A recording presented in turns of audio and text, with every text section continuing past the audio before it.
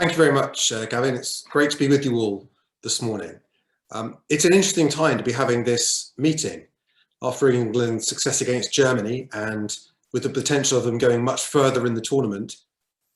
We might be in a situation where the English game looks very rosy, that it looks successful, and if England completes its first tournament victory since 1966, there'll probably be some people that say, well, do we really need to change the way football is being run when the prospects look so good for England and the English national team? But what we all know is that the success of the England team or the success of a handful of Premier League clubs does not mean that the overall structure of football is sound, that success is being replicated right through the football pyramid and right through the country.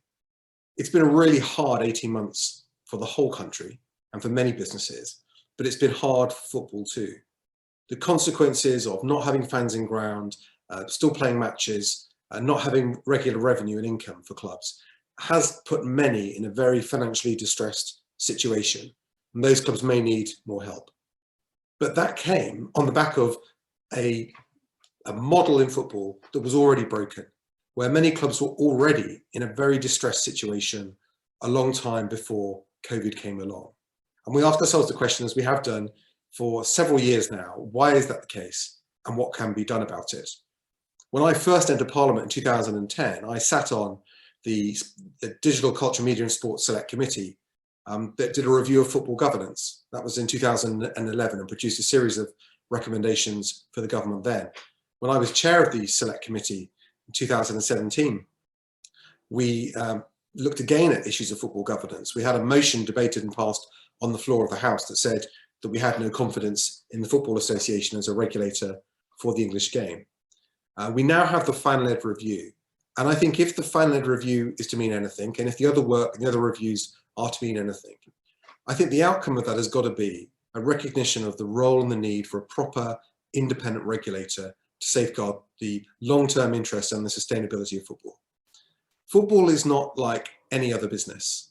Football is the national game, and football clubs are cultural assets as much as they are sporting institutions.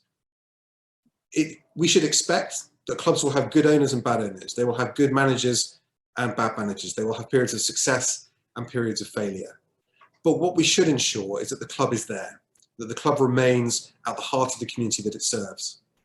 I remember very well visiting Gig Lane in the autumn of 2019, just before the general election was called, and the Select Committee was looking at what had gone wrong in Bury. And there you had a club. I remember talking to the fans in the car park in the rain at Gig Lane. And what they said to me, I think, was a very clear message, which, this town has had difficulties and had difficult times. It's been through world wars. It's been through depressions and recessions. It's seen traditional industries come and go. But the football club was still there. The football club had endured it all, and then it was gone. And when that happens, people turn to people in football, they turn to their members of parliament, and they say, what could have been done to save it? How could this have been avoided? And we see too often when clubs fail that the rules that we thought were there to keep them on the straight and narrow, to stop this happening, didn't work. And that actually the role of the league and the role of the Football Association at that stage, it comes in too late. What they're largely overseeing is the club being put into administration, potentially kicked out of the league. They're managing that process. They're not turning it around. So how could that be different? When the Select Committee looked at the case at Bury in particular, it was very clear to me that if the rules of football had been properly enforced, then that situation may never have arisen in the first place. The man, Steve Dale, who bought the club, did so because he paid only £1 for it, didn't have to show proof of funds. He didn't go through any kind of owners and directors test. The club had already been run for several years, overspending on player salaries and therefore trading outside of the salary protocol rules that existed in the Football League. And it did this because the league's rules are based largely on self-declared information from the clubs, which could be wrong. It's not independently audited in real time. And if it was, interventions could be made earlier before a club gets into profound difficulties, to notify the club that it's trading in breach of the league's rules, to demonstrate that it is now trading safely. If we had a proper independent owners and directors test, then a football regulator could say that based on a new owner's track record, it doesn't want them to acquire the club, or it could intervene after the club has been acquired and audit the club to make sure it's being run correctly. But we don't have anyone with those sorts of powers. And it's not surprising that that's the case, because when you look at the way football competitions are run, particularly the Football League, they are run by the owners of the clubs. The owners of the clubs get together and they determine what the commercial rules are around the way football is being run. The FA and FIFA may set the laws of the game, what happens on the pitch, but what happens off the pitch is largely determined by the owners. And many of those owners don't want independent regulators sticking their nose in, checking how the club's being run, making sure it is being done properly.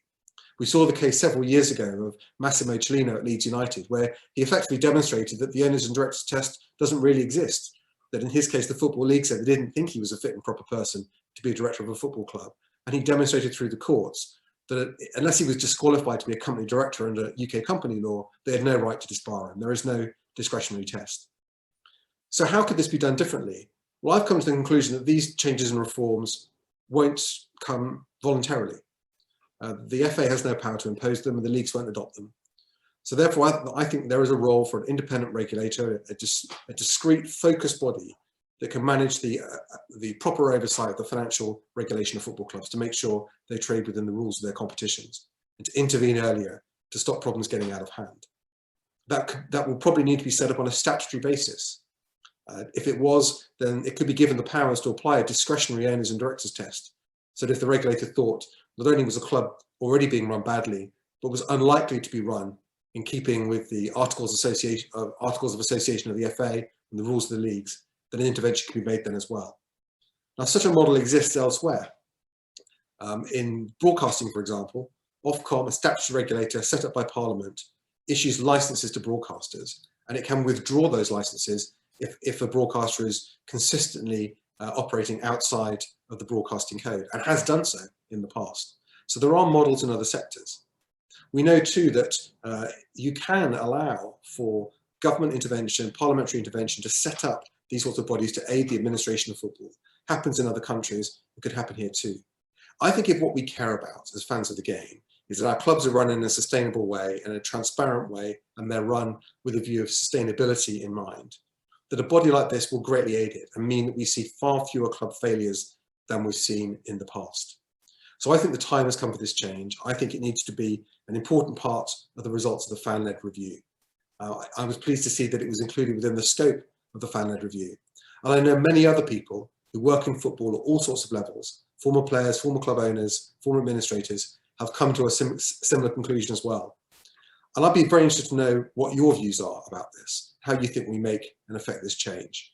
I think things have come on a long way. We've seen many successful examples of fan-owned clubs where the clubs are being run in a safe and sustainable way.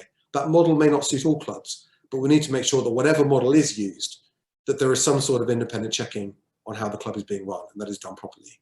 So I hope that reform comes out of this review. I think it's really important that fans let their views be known to the people on the review panel and people in government and parliament about what they want to see done, what the changes they want to see to make sure football is run in a sustainable way. We've had lots of reviews in the past. I think the time has come to decide and act. Thank you.